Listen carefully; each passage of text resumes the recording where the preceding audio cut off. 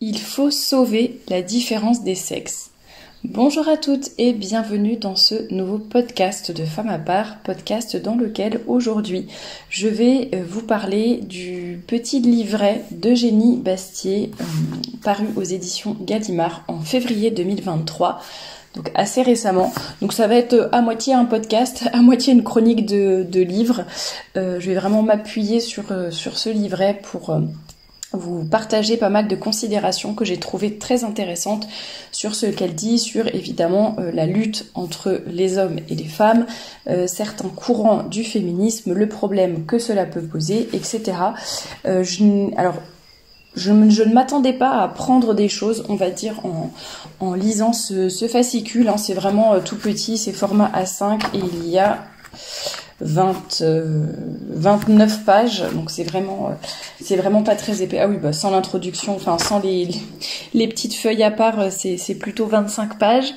Donc vraiment facile et rapide à lire, et en même temps ça remet un peu les points sur les i, et ça permet de remettre un peu les choses au clair par rapport à cette lutte à laquelle on assiste aujourd'hui entre les hommes et les femmes, mais également toutes les dérives par rapport à ce qu'on appelle la théorie du genre, dont je vous ai déjà parlé assez souvent.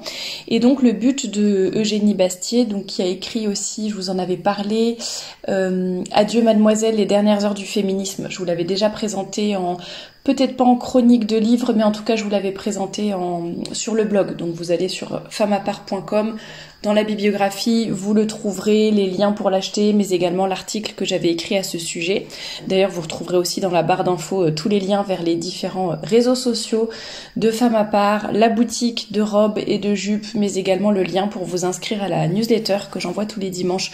Donc n'hésitez pas à aller regarder juste en dessous de cette vidéo. D'ailleurs, je vous mettrai le lien aussi si vous voulez vous procurer ce fascicule d'Eugénie Bastier. Et donc, je disais que ce fascicule se divise en 3 points.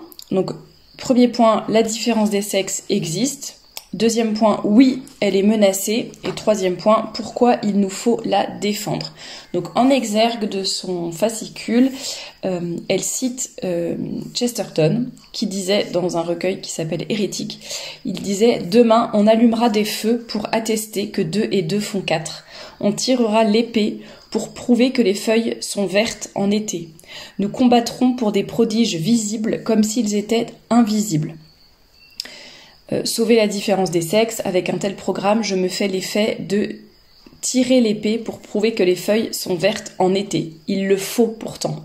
À l'heure de l'émoji homme enceint, du dégenrage des barbecues et des Legos, et du trans comme nouvelle figure iconique de la révolution planétaire, il semble qu'il faille en effet tirer, sinon l'épée, du moins la plume, pour défendre ce prodige visible comme s'il était invisible qu'est la différence des sexes. Donc c'est exactement ça, c'est cette impression de devoir un peu se prouver par A plus B que l'eau est mouillée, n'est-ce pas, et que l'eau mouille, ce qui peut être assez déroutant, et pourtant c'est ce à quoi on assiste à l'heure actuelle. Ça me fait penser un petit peu au documentaire de Matt Walsh, What is a Woman? Qu'est-ce qu'une femme? J'en avais parlé, je l'avais un petit peu décortiqué dans un podcast que vous avez beaucoup aimé d'ailleurs. Vous le retrouverez dans l'onglet vidéo populaire sur ma chaîne. Et c'est vrai que c'est un petit peu ça, quand on demande qu'est-ce qu'une femme, c'est quelqu'un qui se ressent femme. Voilà, on a du mal à définir quelque chose qui est assez évident. Et maintenant, on doit prouver des choses qui sont vraiment du niveau de la biologie. D'ailleurs, je le vois dans mon travail, puisque je suis dans une boîte qui est dans le médical, et c'est vrai que l'idéologie commence à arriver même jusqu'à chez nous, pas de par mon entreprise, mais imposée par certains organismes, parce que nous on a encore, j'allais dire, le bon sens de ce que l'on voit, de ce que l'on observe quand on est dans le médical, mais pour certaines personnes il faut imposer une idéologie, quoi qu'en dise la réalité et quoi qu'en dise la biologie. Mais ça, je vous en parlerai en chronique d'actualité. C'est toujours intéressant de voir comment cette idéologie progresse, jusqu'où elle peut aller et de quelle façon elle est imposée à tout le monde, en dehors de toute logique, parce qu'évidemment il y a des enjeux financiers derrière tout cela, comme vous pouvez l'imaginer. Parfois on est pieds et poings liés et on a pas trop de choix. Enfin, on va me dire, on a toujours le choix dans la vie, mais bref, j'y reviendrai en chronique d'actualité. Et donc, elle décide donc je vais un peu prendre son fascicule et puis je vais développer au fur et à mesure certains points qui m'ont paru intéressants. Donc elle précise bien au début qu'elle prend pas la plume pour défendre un peu des archétypes, des caricatures de la féminité, de la masculinité, ou à vouloir imposer telle chose au sexe féminin et telle autre au sexe masculin. Ça n'est pas du tout son but, et effectivement je partage cela avec elle. L'idée n'est pas de dire que tous les hommes doivent être comme ça ou que la féminité c'est exactement ça, mais c'est de défendre quand même et elle en parle très bien après, des différences et des privilèges qui sont pour chacun, soit pour les hommes, soit pour les femmes, et ne pas nier non plus ce que l'on voit très facilement, je le disais, par la biologie, la psychologie. Voilà, on n'est pas pareil les hommes et les femmes, il y a beaucoup de choses qui en découlent et c'est normal qu'on n'ait pas le même fonctionnement. Alors après, ça ne veut pas dire que tous les hommes sont comme ça, que toutes les femmes sont comme ça, mais en tout cas on n'est pas interchangeables, on est complémentaires. Et il faut cultiver cette richesse plutôt que de vouloir niveler par le bas, nier ces différences en voulant que la femme soit un homme comme un autre, n'est-ce pas? Soi-disant il n'y a pas de différence, soi-disant les femmes sont supérieures ou du moins égales aux hommes, mais le féminisme veut absolument que les femmes deviennent des hommes comme les autres, que ce soit physiquement, dans le choix des métiers ou autres, pour soi-disant avoir de la valeur. Donc ça montre bien le peu de valeur au contraire qu'elles accordent à la féminité.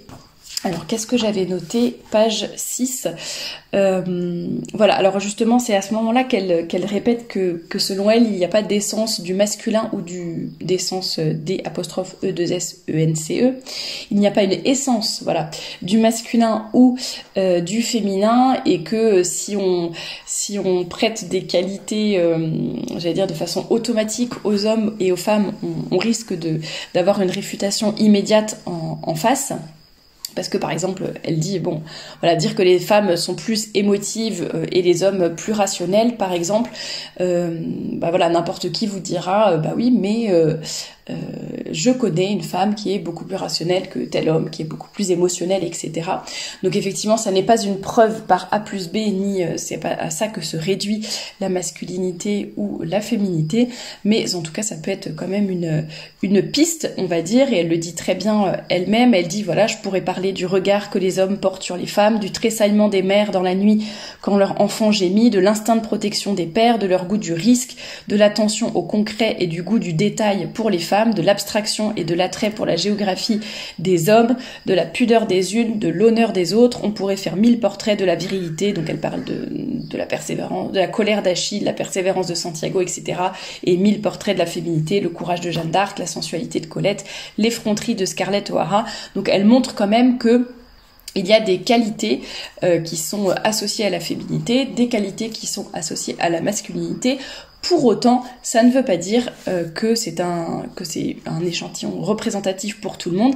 Et là, elle aborde un sujet important, enfin elle mentionne quelque chose d'important, et elle dit que quand elle était plus jeune, vers 5 ans, c'était vraiment ce qu'on appelle un garçon manqué, même si elle aime pas trop cette expression. Mais voilà, elle aimait pas du tout, voilà, elle s'écorchait les genoux tout le temps, elle aimait pas les robes, elle aimait pas les poupées, et à 5 ans, elle a demandé un costume de prince à ses parents qui lui ont offert. Et elle a dit, bah, si j'étais née dans une famille progressiste en 2010, et ben mes parents m'auraient sûrement envoyée dans une clinique pour débuter une transition de genre. Aujourd'hui, je bénis le ciel d'être une femme, non pas seulement pour les innombrables avantages qu'offre à mon sexe le régime féministe sous lequel nous vivons, mais parce que j'ai découvert, outre l'amour conjugal, la joie immense de la maternité, ce privilège exorbitant des femmes. Et c'est vrai que j'en avais déjà discuté aussi avec une autre amie qui me disait que pareil, quand elle était plus jeune, eh bien c'était un garçon manqué entre guillemets, et ça n'empêche pas que c'était une femme à part entière à cette époque-là, encore aujourd'hui, et qu'effectivement on essaye souvent de forcer, enfin on va forcer certaines transitions parce qu'on va mal identifier certains comportements. On va se dire, ah bah tiens, mon fils veut se mettre du vernis à ongles, veut porter des robes, ou ou se faire des couettes ou des tresses, et ma fille veut jouer avec des camions, et donc voilà, comme Génie Bastier se déguise en prince, oulala, c'est qu'elle se sent homme, et il faut absolument tout de suite faire une transition, etc. Et en fait, ce qui est assez gênant d'ailleurs, c'est que tout le monde dit que, enfin tout le monde, tous les modernes là, féministes ou transgenristes, je sais pas si ça se dit, donc n'arrêtent pas de nous dire que ce sont des constructions, le bleu, le rose, les jouets avec lesquels les enfants s'amusent, etc. Ce sont des constructions, mais par contre, si on voit une fille qui joue avec un camion, ah ben ça veut absolument dire qu'elle se sent sûrement garçon au fond d'elle et qu'il faut absolument changer, alors que non, d'après leur théorie, enfin, si on suivait leur logique, on devrait se dire, bah non, n'importe quel enfant peut jouer avec n'importe quel jeu, peut se mettre du vernis, peu importe ses choix, en fait, ça ne détermine pas son sexe. Donc même eux-mêmes ne sont pas très logiques, pourra-t-on dire. Donc j'ai beaucoup aimé son passage sur le privilège de la maternité. J'en avais parlé dans d'autres podcasts, sur d'autres livres, notamment. Il y a aussi Costanza Miriano qui avait fait ce livre, Le privilège d'être des femmes. Il y a aussi Alice von Hildebrand qui en avait parlé également. Je vous avais présenté ces livres. En tout cas, je trouve ça très judicieux de rappeler ce privilège énorme qui est celui de la maternité. Alors elle reparle après à la page 8 et 9 de tout ce qui sont les expériences et ce qui se voit actuellement dans les pays nordiques. Je vous en ai déjà parlé à plusieurs reprises, ce sont des pays qui sont les champions en termes de déconstruction, d'égalité des genres, etc. Et pourtant ce sont les pays où on observe le plus de femmes, par exemple, qui se dirigent vers les métiers du soin, et le plus d'hommes qui se dirigent vers des métiers plutôt de ce qu'elle appelle, elle, dans son fascicule, vers l'objectal, donc des ingénieurs par exemple. Et donc c'est le paradoxe nordique. On essaye d'imposer des choses en fait aux gens, et en fait, ou au contraire là ils essayent de tout déconstruire et de laisser le plus de liberté possible. Et plus il y a de liberté, plus les gens vont choisir finalement ce qui leur correspond davantage. Ça ne veut pas dire que 100% des hommes sont ingénieurs et 100% des femmes sont dans les métiers du soin, mais en tout cas c'est une majorité qu'on observe.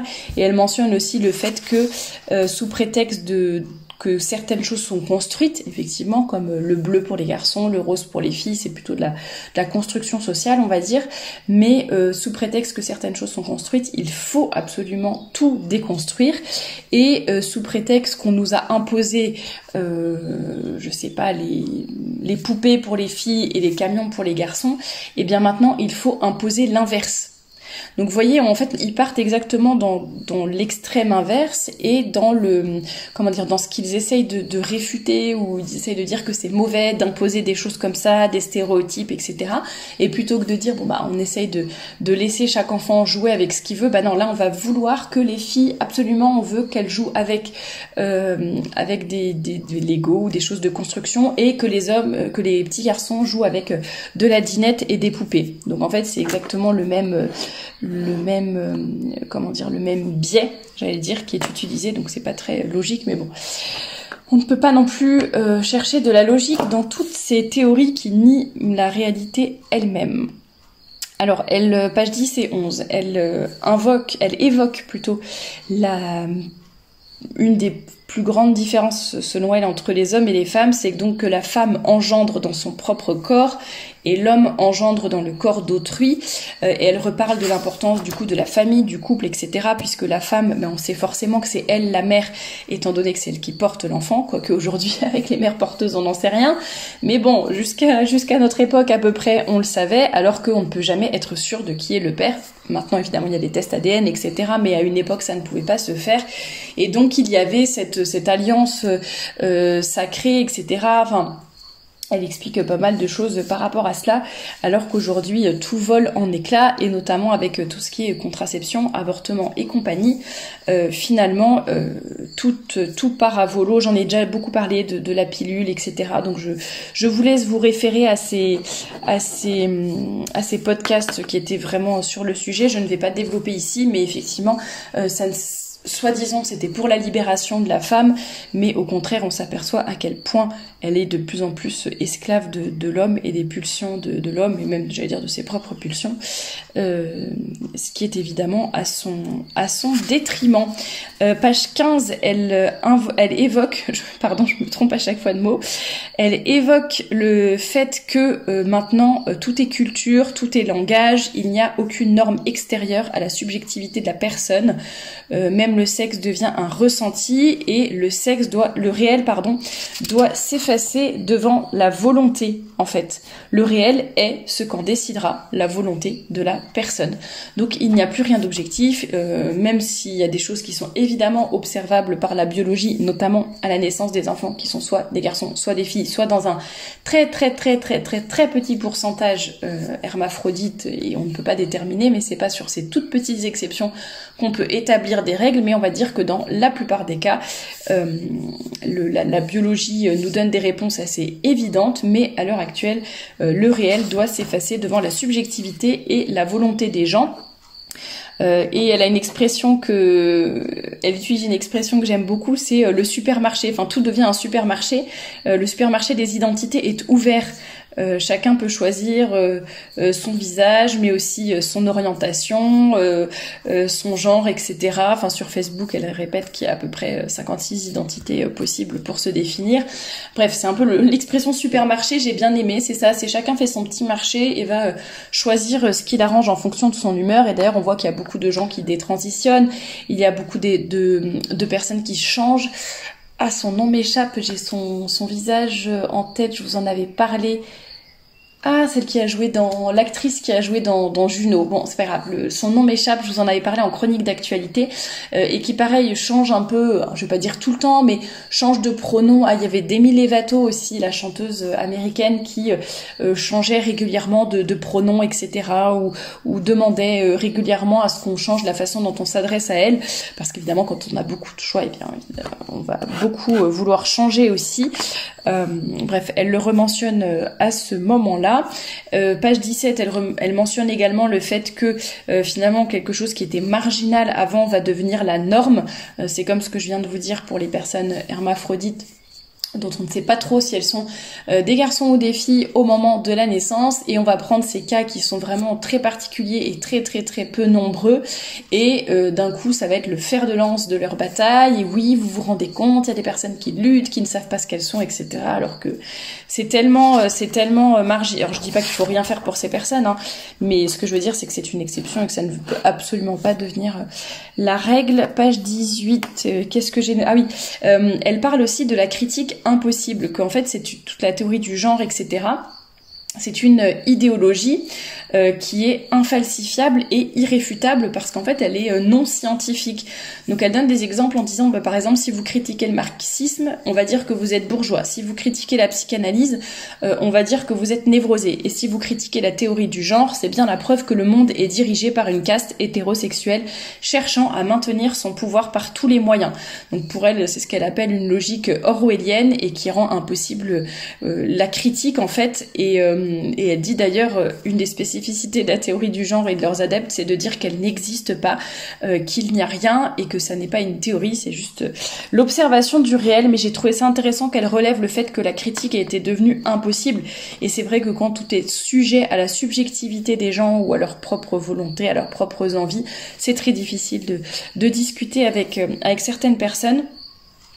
Page 19, elle évoque aussi certaines choses au niveau des multinationales, et en disant qu'effectivement ils ont tout intérêt, elle dit le capitalisme est inclusif par essence, car multiplier les assignations identitaires c'est développer autant de parts de marché.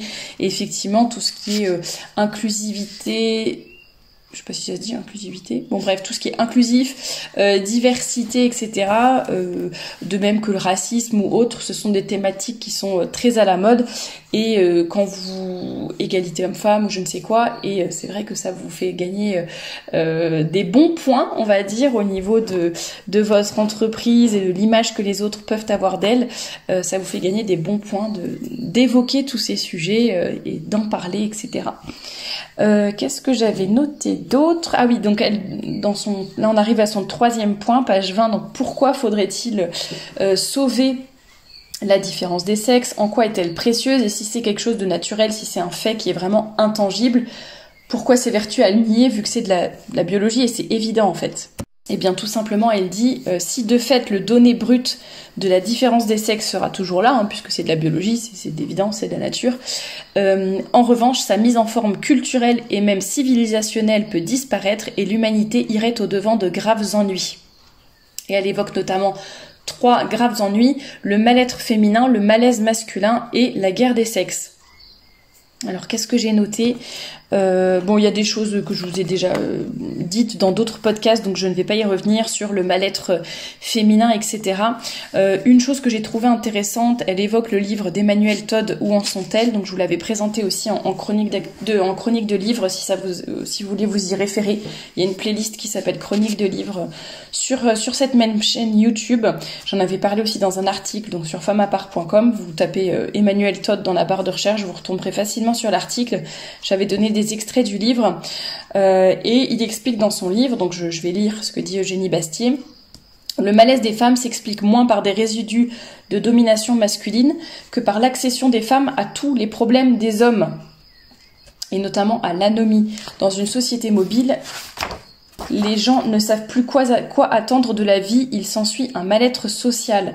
Les femmes accèdent aujourd'hui aux pathologies psychosociales jusque-là réservées aux hommes, ressentiment de classe, désarroi, anxiété sur leur destin personnel, etc. Et elle va également évoquer le fait que tout devient possible aux femmes. Donc elles ont élargi leur spectre, elles sont devenues des hommes comme les autres, tout en gardant leurs prérogatives féminines, et elles en conçoivent un certain vertige. Leur nouveau pouvoir a un prix, elles cumulent les rôles, celui de mère attentive à l'épanouissement de leur progéniture, soumise d'ailleurs à la pression des enfants parfaits, et celui de successwoman capable de gravir un à un les échelons du pouvoir. C'est ce que les féministes appellent la charge mentale et que Eugénie Bastier appellerait plutôt le souci du concret qui est propre aux femmes et qui leur incombe. On leur demande d'être aussi disponibles que les hommes au travail, or l'économie fait l'économie justement du corps des femmes. Ça je l'ai déjà évoqué dans plusieurs podcasts, on n'évoque pas du tout le fait que le monde du travail n'est pas toujours adapté au cycle féminin, au corps de la femme, etc. On leur demande d'être les plus actives au moment où elles sont le plus fécondes, s'ensuivent d'inévitables frustrations, celles de sacrifier leurs enfants à leur carrière ou leur carrière à leurs enfants. Ceux qui laissent leurs enfants les ralentir sont les perdants de la course de la réussite. Et elle répète cette citation de Chesterton qui disait « Le féminisme pense que les femmes sont libres lorsqu'elles servent leurs employeurs, mais esclaves lorsqu'elles servent leurs maris ». Donc ça, c'est toutes des choses que j'avais déjà évoquées dans plusieurs podcasts, mais effectivement, je trouve ça intéressant, cette prétendue libération de la femme qui en fait lui met une énorme charge mentale, une énorme pression sociale ou pression personnelle, même parce qu'il faut réussir sur tous les plans en même temps. Et elle dit, et ça c'est ce que j'ai trouvé très intéressant, chez les hommes c'est encore pire. Les femmes cumulent les rôles, les hommes ont perdu le leur sans en gagner un nouveau. La masculinité est passée d'un système d'évidence à une mise en doute systématique. Donc elle dit que jamais le masculin n'a été aussi en danger qu'aujourd'hui. Elle dit le corps des femmes, à la limite, elle dit que en fait la virilité est davantage construite que la féminité. Donc en fait, nous, notre corps, que ce soit à travers nos règles, les 9 mois de grossesse, l'horloge biologique, etc., nos corps vont vraiment s'inscrire dans le temps. Il y a aussi la maternité, etc., même si tout le monde ne devient pas forcément mère de façon charnelle. Mais en tout cas, on est ancré dans le temps, dans la vie, dans cette perspective, alors que les hommes, la virilité est davantage construite, d'après Eugénie Bastier. Bon, j'ai pas encore eu le temps de vraiment approfondir le sujet. Mais pour les hommes, c'est beaucoup plus difficile d'avoir des repères. Et d'ailleurs, elle cite de nouveau par rapport à la maternité ce que disait Simone de Beauvoir. Aucune femme ne devrait être autorisée à rester chez elle pour élever ses enfants. La société devrait être totalement différente. Les femmes ne devraient pas avoir ce choix parce que précisément si ce choix existe, trop de femmes vont le faire. Elle était bien là, la digne héritière de Jean-Jacques Rousseau, on les forcera à être libres. Et c'est exactement ça ce qui se passe avec le féminisme. On les forcera à être libres. Et elle évoque le fait que la virilité est davantage un peu une construction sociale, entre guillemets, non pas que la virilité n'existe pas, mais vous voyez ce que je veux dire. Et Elle dit par exemple, par rapport aux vêtements, par rapport à plein de choses, bon elle évoque ça, elle dit la maternité est peut-être plus naturelle que la paternité, d'ailleurs j'en avais parlé dans le livre sur le cerveau des femmes aussi, etc. etc. Ah oui, elle dit par exemple l'entrée à l'âge adulte, bon bah nous les femmes on a nos règles, nos premières règles qui montrent un peu justement la puberté est marquée de façon très concrète et on devient une femme à ce moment-là, alors que pour les hommes, il y a beaucoup moins c'est beaucoup moins clair, c'est beaucoup plus complexe. Autrefois, il y avait des rites initiatiques, mais maintenant, elle parle par exemple du service militaire, de la première communion, etc. Elle dit maintenant, il y a quasiment plus rien. Les hommes sont livrés à eux-mêmes, figés dans une éternelle adolescence, etc. Tac, tac, tac. Qu'est-ce que j'avais noté d'autre? Donc ça, j'ai trouvé ça assez intéressant, tous ces sujets, et puis de rappeler qu'on force la libération des femmes, n'est-ce pas?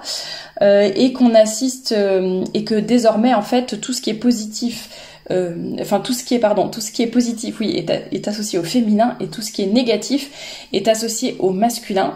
On ne peut plus faire de généralité sur les femmes sauf pour les louer, on ne peut plus faire de généralité sur les hommes sauf pour les blâmer, et on parle tout le temps de l'empowerment féminin, l'empouvoirment des femmes, et par contre de la masculinité toxique. Donc vous voyez bien à quoi on assiste. Et elle dit donc que le néo-féminisme est rousseauiste, il croit que l'homme est naturellement bon et que c'est sa socialisation qui le rend mauvais, c'est tout, donc il faut le déconstruire, etc. Et elle dit c'est tout l'inverse, naturellement plus agressif, l'homme, c'est la culture qui bride ses instincts. La virilité, si elle n'est pas plus organisée, polie, civilisée par la culture, ressurgira toujours. Bon, elle en parle, et donc après son troisième point, donc elle parlait du mal-être féminin, du malaise masculin, et ensuite de la complémentarité entre l'homme et la femme. Donc ça, je vous laisse revoir à ce moment-là. Et elle cite un mot d'Alfred de Vigny que je ne connaissais pas. Et elle dit, c'est sa prophétie qui est en train de se réaliser. La femme aura Gomorrhe, l'homme aura Sodome, et se jetant de loin un regard irrité, les deux sexes mourront chacun de leur côté. C'est bien triste. Voilà, et qu'est-ce que j'avais noté d'autre? Page 28, qu'est-ce que j'ai noté de la page 28? La différence des sexes existe, on peut la nier, elle ressurgira sous une forme brutale, abâtardie, caricaturale. Voilà, elle reparle du couple, etc., que maintenant c'est de la mièvrerie, c'est de la méfiance, etc., qu'on sème la graine de la division, et que d'ailleurs le politique se mêle au privé. Elle parle notamment de tout ce qui est le délit de non-partage des tâches domestiques, etc. Ça, Anne Trouby avait aussi évoqué des Antigones dans son livre que je vous avais... pour en finir avec le néo-féminisme, je crois, le titre du livre que je vous avais présenté il n'y a pas très longtemps en chronique d'actualité. Voilà, et puis je terminerai tout simplement en vous lisant la dernière phrase de ce petit fascicule. L'amour et l'infinie richesse qu'offre l'altérité des sexes sont des choses qui ne se prouvent pas et qui se construisent difficilement. C'est un trésor déposé dans ce que Edmund Burke appelait la banque générale et le capital constitué des nations et des siècles. La déconstruction est un geste arrogant et facile. Elle nous laissera le goût amer des chefs-d'œuvre balayés par l'orgueil. Voilà ce que je pouvais vous dire sur ce fascicule de Jenny Bastier, Sauver la différence des sexes, donc paru aux éditions Gallimard en février 2023.